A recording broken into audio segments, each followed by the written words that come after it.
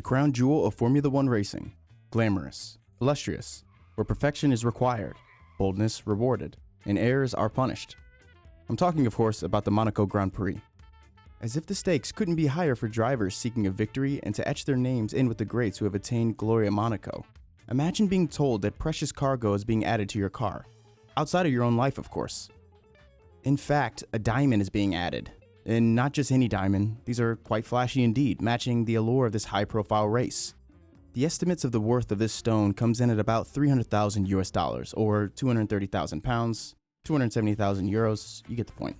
A wildly expensive addition to an already extravagant piece of machinery.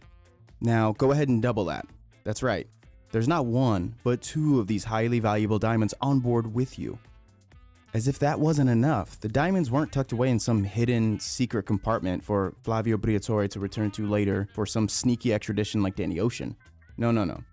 These diamonds were added front and center on the nose, externally mounted for all to witness. At a track where each centimeter is accounted for, the margin for error is critical, and coming out on the wrong end of any of these calculations is race ruining. If you're wondering why someone would do something so stupid, well, welcome to the party. This makes absolutely zero sense, and I don't hold that opinion in some campy fashion or to benefit from the luxury of hindsight. It's just moronic for anyone, by any measure. So let me fill you in on exactly what happened, because for a lot of you, this may be the first time you're hearing any of this, but there is no embellishment here. All of this, all of what I just described, actually happened. That was a thing. But before we get started, make sure to stop and subscribe and hit the bell notification if you like Formula One content. I post weekly videos to keep you entertained on this incredible sport.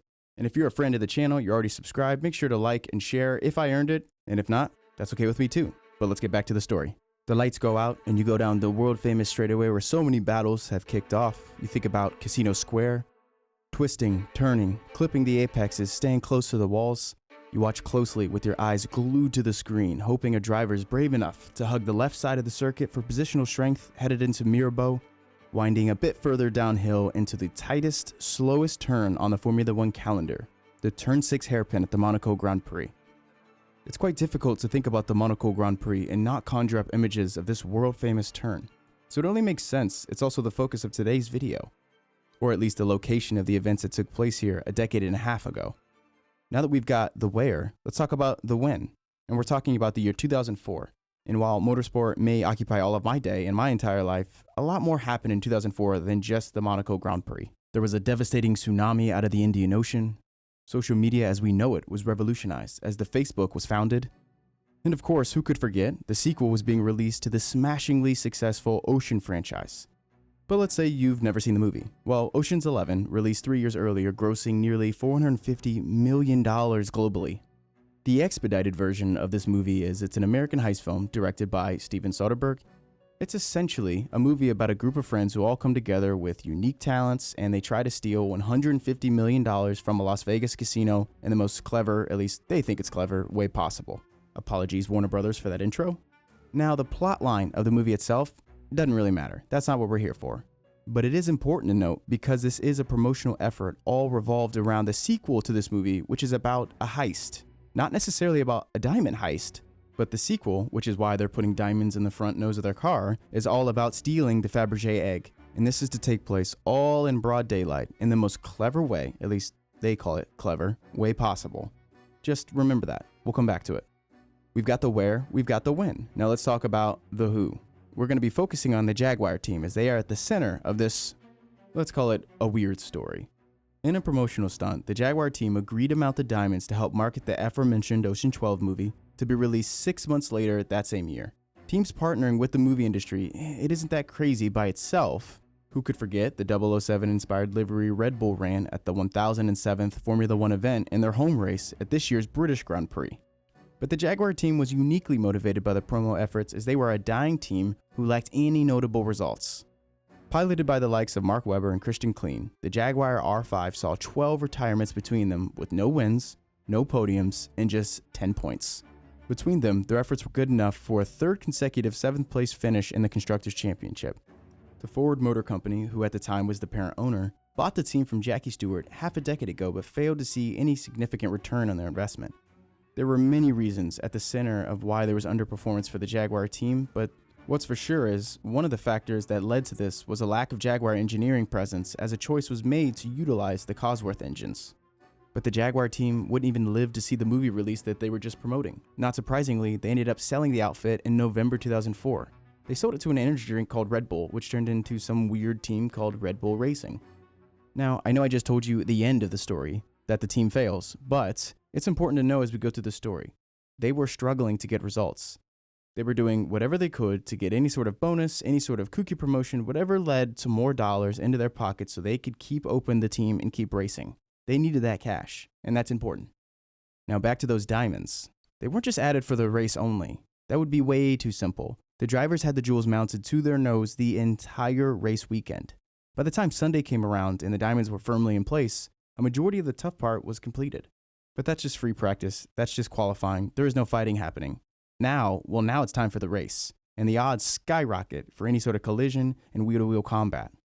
Just to recap, before the lights go out and away we go, we have two drivers who are in a car that is fighting for midfield position at one of the, if not the, most technically challenging courses in the world, driving cars with not one, but two diamonds worth over $500,000 attached to the exterior of the most vulnerable position on a Formula One car. Got it. And here's where the story could divulge into something totally different, wildly more or less entertaining depending on what you're interested in. But once you look at who was supplying the diamonds to be put on the car, a man named Benny Steinmetz, well, things get radically more interesting.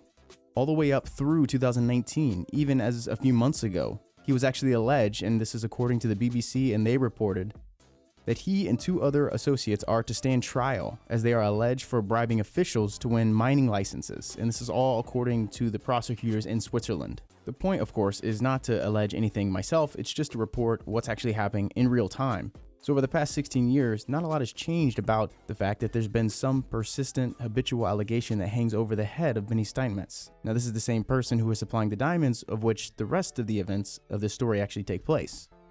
It's also worth noting that while Steinmetz himself never confirmed the diamonds were uninsured, there's a lot of evidence to support the fact that that claim is true. The diamonds weren't actually insured. So now that we have all of that information, now that you are properly equipped to make a judgment call, or at least to be entertained, let's go to the first lap of the Grand Prix, because surely nothing bad happens, right? Not only would you be incorrect if that's what you were thinking, you'd be incorrect very, very fast. Not even through one lap of the Grand Prix does Christian Klein actually put his car directly into the hairpin wall. As per the safety guidelines in the 2004 FIA regulations, if there is a crash on track, no one aside from the safety personnel that are specifically there, like the marshals, to actually remove the vehicle are allowed to go near the scene. So when Klein puts his R5 directly into the wall, of course he went nose first, the diamond is nowhere to be found. While the carbon fiber and the monocoque that actually support the driver themselves are very sturdy, it's very easy for a piece of a nose cone or debris to actually fling off, and it's impossible to find. We see it happen all the time. But in such a slow corner, in fact the slowest on the calendar, it's very odd to think about the fact that there are pieces that are just disintegrated. But the drivers had a race to run. The Grand Prix went on as scheduled for 77 more laps. But this wasn't even the only incident of the day. This wasn't the only incident of the lap. So there's already some chaos that's drowning out the fact that there's a diamond, two diamonds that are just floating, free, anywhere, wherever you could find them. To make matters worse, no one can really go down there and actually search on the track. You have to stay clear of the entire incident. And as you know anything about Monaco, it's properly walled off and protected. But even the surrounding areas are relatively quarantined. The marshals are the only ones that have access to where the diamonds could be. But the drivers, if they're on track, are pushing the diamonds anywhere. They could be rearranging them. It could be stuck in some of their parts. We still haven't found those diamonds. No one has, to anyone's knowledge. Another thing to note here is, knowing what we know about Benny Steinmetz, especially in 2004, he was, and is still today, someone who's considered a very serious player in the diamond mining business. If someone's supplying you diamonds, and they're of the stature of Benny Steinmetz, especially again in 2004, I wouldn't necessarily assume that those are going to be fake diamonds all put in for the stunt. Even if it's more just for the arrogance, I don't think that Benny Steinmetz would put fake diamonds in a car and put his name on it and say, look, these are mine. It goes down even still today as just one of those eclectic stories that not a lot of people tell or talk about, but when you hear about it, it's always interesting. Why would a professional diamond miner get uninsured diamonds and put them in the front of Formula One cars, both of them? An equally fair question that should be asked is, why would a Formula One team put diamonds on the front of both of their vehicles if they knew the diamonds were actually uninsured? After the incident occurred and the diamonds were declared lost, Jaguar did offer up some form of restitution to repay for the fact that they were responsible for losing the diamonds. And while this doesn't full sail prove the fact that the diamonds were uninsured, this does actually give this credence. Now, if that is true, and we do accept the fact that they were uninsured, why would a Formula One team accept uninsured diamonds to be put on their vehicle, knowing this is the most technically challenging car on the circuit? Let me know in the comment section below. What's your theory? Why would a team do this? Why would they accept these diamonds? And why would Steinmetz get involved in this sort of shenanigans? Let me know what you think in the comments, and hopefully you were entertained just as I was creating this for you. This is a new type of story, so leave your feedback in the comment section below. Of course, I'll be reading them all, and I'll be implementing any sort of changes you guys have. And if you ever have any suggestions on any stories, I'll also read that too. Take note of it, and sometimes I do end up making the stories you suggest, so make sure to leave them all in the comment section. Otherwise, thank you for your time. Subscribe if you like Formula One content, and I'll be making more videos just like this a lot quicker now. So I look forward to making more videos for you, and I'll see you very soon.